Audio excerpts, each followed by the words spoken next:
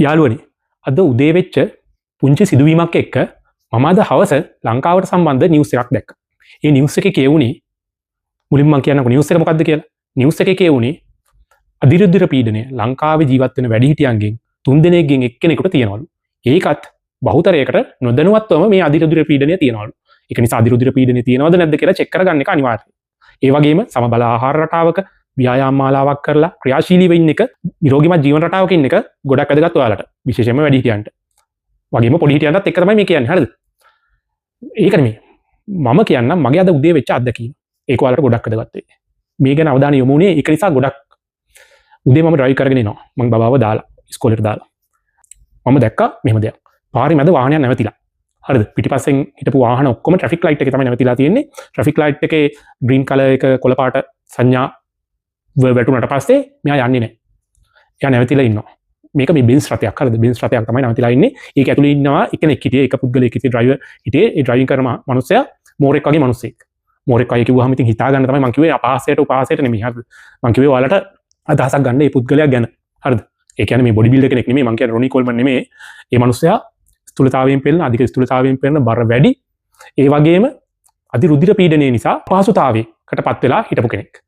ඒ වෙලාවේ ඒ මනුස්සයාට එනවා අධික ලෙස කම්පනයක් එක හાર્ට් ඇටැක් එකක්. ඒකත් එක්කම එයා එතනම ලොක් වෙලා ඉන්නවා. මූ කරගන්න බැරුව කතා කරන්න උදව්වක් ඉල්ල ගන්න බෑ. ඊට පස්සේ ටක් ගාලා වාහන වලින් බැහැලා ගිහිල්ලා මිනිස්සු එයාට උදව් කරන්න පටන් ගත්තා. ඒක නිසා අනිවාර්යයෙන්ම නිරෝගීමත්කම කොච්චර වටිනවද කියලා ඔයාලට තේරෙන්නේ නැහැ මෙහෙම දෙයක් වෙනකම්. හරිද? ඔයාලා නොදැනුවත්වම.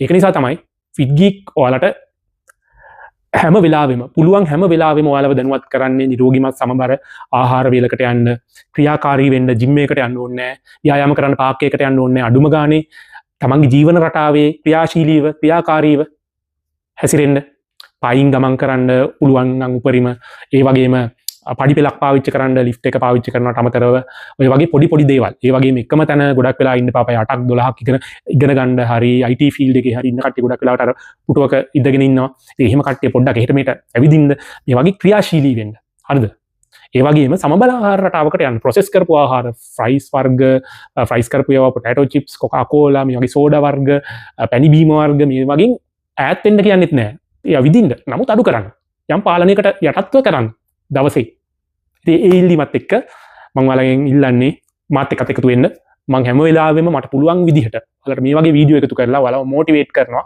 කොහොම හරි ඔයාලගේ නිරෝගීමත්කම ඇති කරන්න මම ගොඩක් උත්සාහ කරනවා මොකද මේ නිරෝගීමත්කම ගැන දන්න කෙනෙක් විදිහට තමයි ඔයාලව මම නිරෝගී කරන්න උත්සාහ කරන්නේ ඉතින් මාත් එක්ක එකතු වෙන්න මාත් එක්ක අතල් බෙද